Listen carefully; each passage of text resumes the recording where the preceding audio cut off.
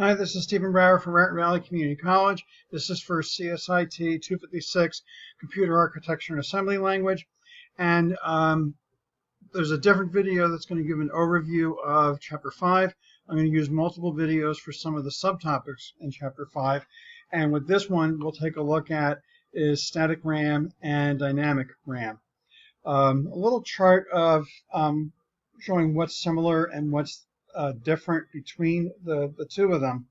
One thing to point out initially is that both of them are volatile, and meaning they need power, and if they lose power, they forget what's in it.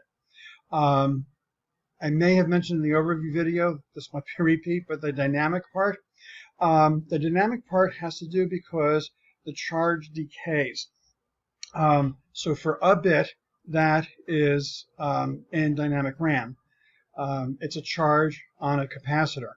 And what will happen is the charge on that capacitor will start to decay. And what the memory module needs to do is to then update what that value is. Well, it has to update the value because of the decay. And one thing is during that during that refresh, that cell is unavailable. So if at the magical moment the refresh is taking place, that the processor requests memory, that was going to have to be on hold until the refresh is done. Static RAM, and static being the opposite of dynamic, it doesn't decay, and there is no need to refresh. So that when the CPU is asking for data from static RAM, there's not the possibility that it's unavailable because it's not being refreshed. I did this when I was a kid. I don't know if you guys ever did. But like in the wintertime, you ever scuff along the carpet, build up static electricity, and then you go and, well, I guess we would do this with our brothers and sisters and deliberately spark them. You go and touch them. Or if you're just, not that you're scuffing, but walking along the carpet and you go and reach for the light switch and you hit the screw that's by the light switch, you get a shock. But if you go and touch it again, the shock is gone because you've discharged that static that you had built up. Well, the charge that's on the capacitor, when it's read in dynamic memory, the charge that's on the capacitor is lost. So reads are known as destructive when it comes to dynamic RAM. What the memory module has to do is it then will have to go and reapply the charge onto that cell, onto that capacitor, to make sure that the charge is still there. Static RAM, as we'll see in a little bit, because of the way it's done, it refreshes itself. And so it has a sort of a flip-flop for when a read is done, it writes to the other side. So that's the difference is the reads being destructive or the reads being not destructive. The underlying technology behind the scenes of, and all this is for 1 bit. So for 1 bit in dynamic RAM, 1 bit, 1 or 0, 1 bit, it needs a transistor and a capacitor.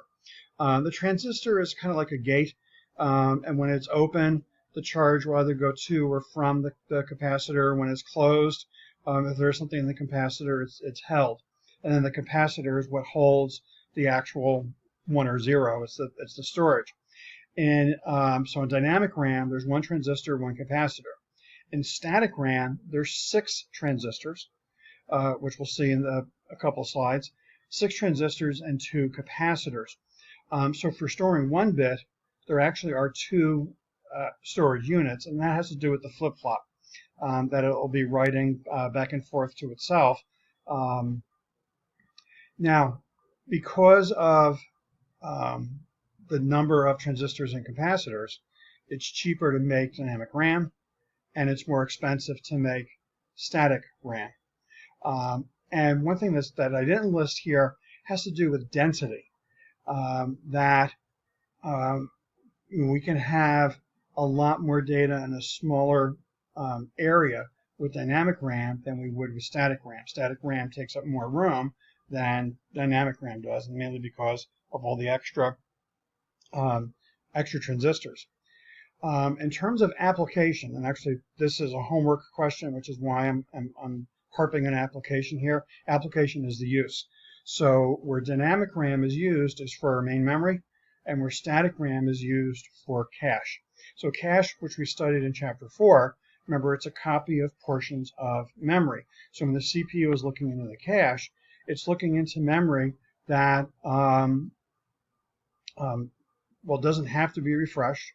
And if a read is done, it can reread it again quickly and not worrying about it have to be rewritten. So the static RAM is used for the cache. The dynamic RAM then is used for the main memory. Now the diagrams, I hope I'm not going to violate copyright by showing this, but when well, let's put it this way. About 1 million other people violated already the copyright because the Stallings image here is out there. Not that it makes it any better than I'm doing, but I'll do it anyway. And so we'll go into the details in the next couple of slides of what goes on behind the scenes. But for dynamic RAM, there's the transistor, there's a storage capacitor, and so on writing, which we'll go into more details in the next slide. On writing, this transistor opens and then the charge goes to the capacitor.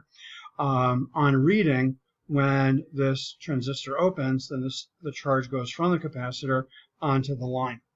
The static RAM has 2 transistors here are sort of like the gates for the whole the whole unit. In other words, the address line here is going to open each of these transistors. That's being used for either the read or for the write. And so when these transistors are open, well, on a read, whatever is on this capacitor will come out onto the bit line. On a write, both the bit line and the not be bit line will have values on them, or basically one and the other. So one will have 1, the other will have 0. And then when the address line opens these transistors, then those are written out. So stepping in a little more, kind of what I yapped about, but just a little more detail. So for a write, so on a write, the voltage is applied to the bit line. And with the voltage that's applied, a high voltage is considered high, a low voltage is considered 0. Then when the address line, in other words, when this actually is on, so when this has been selected, the transistor is on, meaning it's open. And so with the value that's on here flowing through the transistor, it will then get stored onto the capacitor. And again, so this storage capacitor is just holding 1 bit, and that's how that bit would be written. Now on a read, the address line is what's going to select to open the transistor. Whatever is on here, whether it's a high or a low, whatever is on here in terms of the capacitor, that will then go onto the bit line, and then what will be on the other end is sort of a sensor to sense what's coming off of that line, a high or a low. That process of the reading discharges the capacitor, and so then the memory module will then have to go back and then rewrite the value onto the storage capacitor. Now, static RAM. So static RAMs maintain 2 different states, a logic state 1 and a logic state 0. And what the 4 transistors here, T1, T2, T3, T4, do is they're cross-connected to help in terms of the state. The 2 capacitors, C1 and C2, each will have on it a charge. So in logic state 1, C1 is high, C2 is low, T1 and T4 are off, T2 and T3 are on.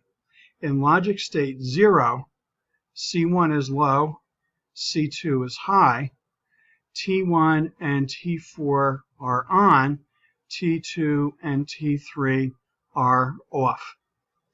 And as long as there's current being applied, both of these remain stable, and then there's no need to retain the data.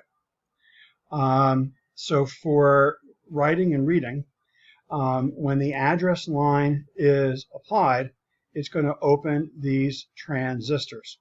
And so depending on whether we're in a write or a read is what will happen at that point. On a read, I'll just do that because that one's easier. So when we're doing a read and the address line that's applied, whatever the charge is on this capacitor, that is going on to the bit line, and then the sensor is going to detect what is there in terms of is it a 1 or a 0. The write, so sorry, a little hiccup there. So on the write, when the address line is selected, both of these transistors open. On the write is the value that's to be stored. It goes on the bit line. The complement of it goes on the not be, and with these transistors open, then the values are put on each of these capacitors. So this is going to be one value, and this is going to be the complement of the value. Okay, I know I got choppy there at the end. I do apologize. I got distracted.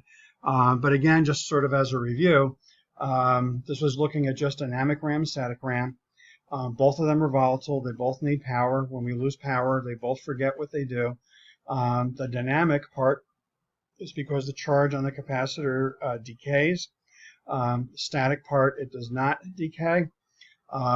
And a dynamic RAM, the reads are destructive. Static RAM, they're not. There's a dynamic RAM is simple and cheaper, and it's used for main memory. Static RAM is complex, more expensive, and is used for cache.